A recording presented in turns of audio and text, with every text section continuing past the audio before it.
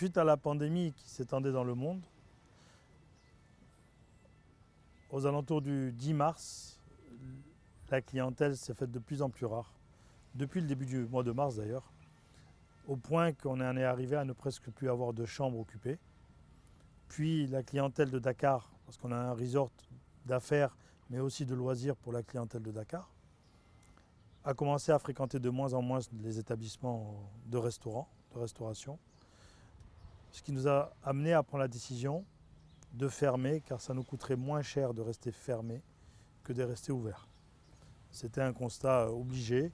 Je l'ai annoncé lors d'une réunion avec le syndicat patronal des industries hôtelières du Sénégal, le SPI, au King Fahd. J'ai certainement été un des premiers à le dire, et qu'on n'aurait pas d'autre choix que de fermer nos établissements et qu'on était en train de prendre cette décision. Et le 20 mars, nous avons pris la décision de fermer totalement. Entre le 20 et le 22 mars, on a fermé successivement tout notre resort.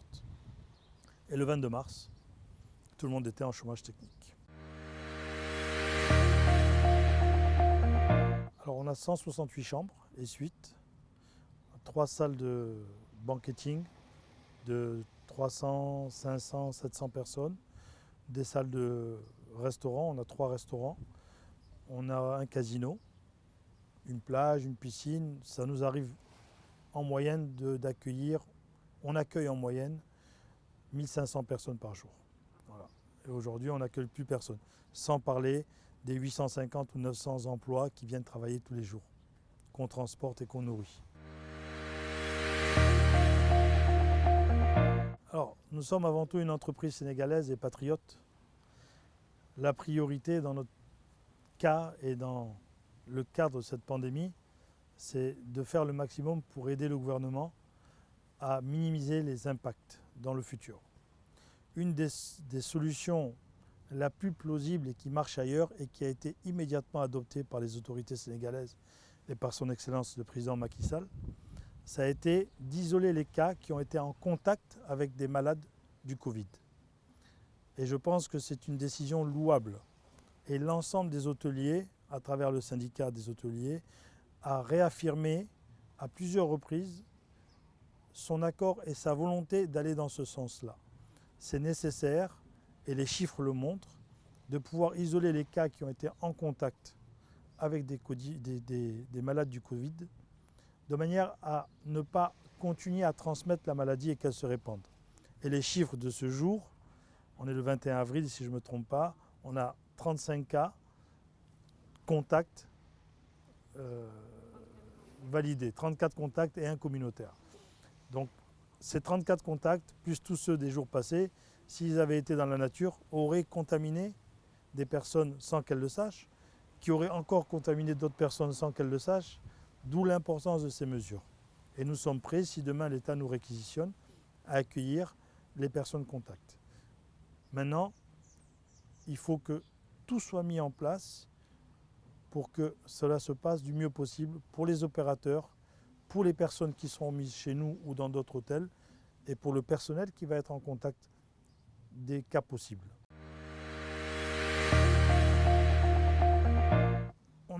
Personne ne s'est levé en disant « Ah, on veut accueillir des cas contacts ».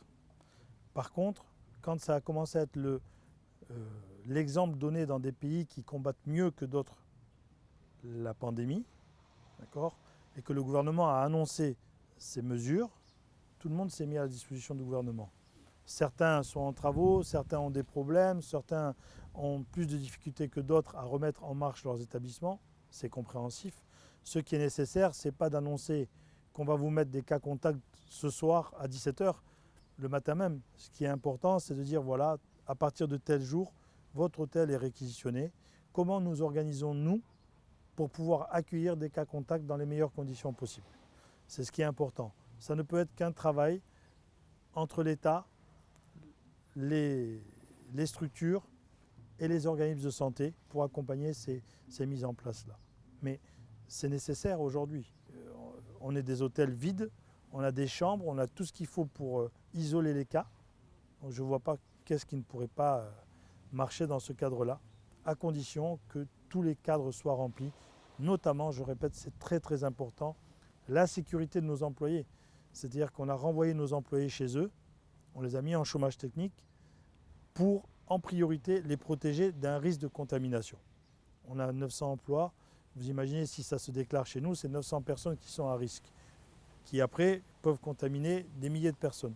Donc c'est important que si on doit faire revenir des employés chez nous, que les mesures soient prises par l'État pour qu'ils soient aussi protégés. Et c'est légitime. Alors sur les exemples que j'ai jusqu'à ce jour des autres hôtels, l'État met du personnel en place, du personnel sécuritaire et du personnel sanitaire, c'est-à-dire ministère de la Santé ou Croix-Rouge. Les employés qui travaillent dans les structures ne sont pas en contact des cas contacts possibles. On produit la nourriture, on met à disposition les besoins nécessaires en hygiène, en nettoyage, etc. Et c'est l'État qui gère en direct avec les cas contacts dans les chambres. Nos employés ou les employés des structures n'ont pas aujourd'hui contact direct avec les personnes qui sont hébergées. Alors ça dépend de quel hôtel on parle. Un hôtel comme le nôtre, ça coûte beaucoup plus cher pour faire fonctionner une chambre. Notamment une chambre où on donne à manger le matin, le midi et le soir. On ne saurait pas faire à manger pour 1000 francs CFA, ce n'est pas notre ADN. On est un hôtel, un resort de luxe. Il y a des hôtels où 50 000 c'est peut-être trop cher. Il y a des hôtels où 50 000 ça marche très bien. Je pense qu'il faudrait adapter le prix en fonction du standing de l'hôtel. Encore est-il que, quoi qu'il arrive, ce n'est pas des questions qui doivent être débattues aujourd'hui. L'urgence, ça reste d'aider le gouvernement à enrayer la pandémie sur notre sol. C'est l'urgence. Toutes les questions financières doivent passer en second plan pour permettre au pays de se relever le plus vite possible.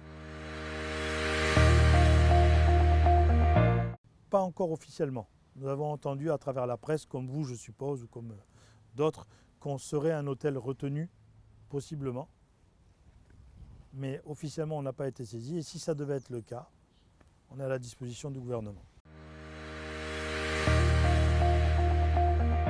On est une entreprise de service, donc la présence physique pour 97% ou 98% de notre population de travailleurs est nécessaire. On a environ 75 personnes qui travaillent à plein temps sur le site. Il faut quand même maintenir, nettoyer, arroser, sécurisé. On est un site ouvert 24 heures sur 24, même si on est fermé. On est accessible par la mer, par la route.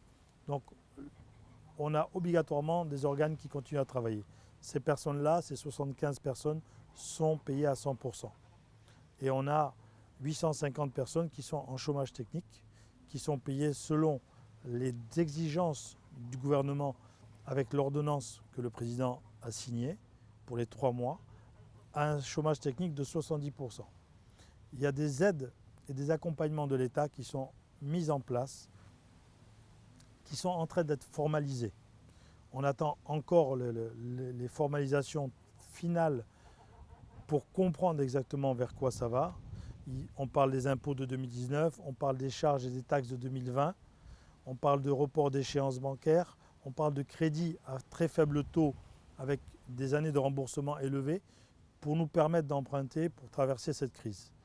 Mais ce que je suis en train de vous dire aujourd'hui est uniquement fait sans être factualisé. Par contre, c'est en cours de factualisation.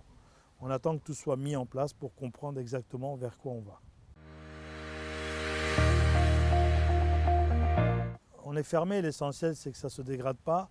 On en profite aussi pour faire des petits travaux qui sont plus compliqués à faire quand l'exploitation est ouverte. C'est pas très compliqué, hein, quelques jardiniers, quelques personnes du service technique pour maintenir. La direction administrative, parce qu'on a toujours les salaires à prévoir, les taxes à payer, on a toujours des fournisseurs à payer des 2 mois passés. Il faut savoir qu'un établissement comme le nôtre, sur le mois de mars, on a réalisé moins de 35% du chiffre d'affaires prévu. Pourtant, le mois de mars a été payé à 100% pour les employés et on continue à payer les charges à 100% pour le mois de mars. Et ça, c'est très très compliqué. Mais pas que nous, c'est toute la profession touristique. Les hôtels, les agences de voyage, les compagnies aériennes, l'aéroport, les tours opérateurs, les transporteurs, c'est compliqué pour tout le monde.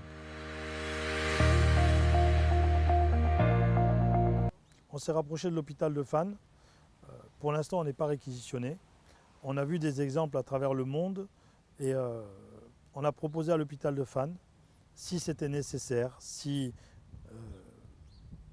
le volume de malades augmentait drastiquement et qu'il n'y avait plus assez de place à l'hôpital, qu'on pouvait mettre à disposition de l'hôpital une ou deux de nos salles, qui sont des salles isolées du resort, de l'hôtel ou des points d'exploitation, qui font entre 400 et 600 mètres carrés, pour pouvoir y installer un hôpital ou deux hôpitaux de campagne, de manière à pouvoir y traiter des malades. Si c'était une nécessité, on était prêt à le faire, sans que ce soit payant ou rémunéré, parce que c'est nécessaire, si ça explose, d'avoir des zones où pouvoir installer les malades. La deuxième chose qu'on a proposée, n'étant pas réquisitionné et ayant des chambres vides, on a proposé aussi à l'hôpital de Fannes, s'ils le désiraient, de pouvoir y loger leurs soignants, le corps médical. Il faut comprendre qu'aujourd'hui, avec le couvre-feu de 20h à 6h du matin, c'est compliqué pour tout le monde de se déplacer. Si ça pouvait les arranger, qu'on mettait à disposition des chambres pour que leurs soignants puissent venir se reposer et repartir le matin, avec les normes nécessaires sanitaires pour l'entrée et la sortie, avec la nourriture pour qu'ils aient un minimum pour manger dans leur chambre. C'est un geste patriotique. Ce n'est pas quelque chose qui va nous enrichir, mais ce n'est pas quelque chose qui va nous appauvrir non plus. Je pense qu'il faut aider comme on peut aider. Si tout le monde pouvait faire un petit geste, et c'est ce qui est en train de se passer, d'accord ? On a même fait un petit don au niveau de l'hôpital de Fannes en matériel, mais j'ai vu un élan derrière ça et c'est nécessaire à mon sens d'aider ces structures parce que c'est eux qui sont au contact direct avec la maladie, avec les malades et qui souffrent. Et malheureusement, leurs moyens ne sont pas extensibles, ils ont aussi des difficultés. Maintenant, pour l'instant, l'hôpital ne nous est pas revenu en nous disant oui, ça nous intéresse ou quoi que ce soit. Mais si c'était nécessaire d'installer un hôpital de campagne ou de mettre des soignants dans les chambres, on est à leur disposition. Voilà.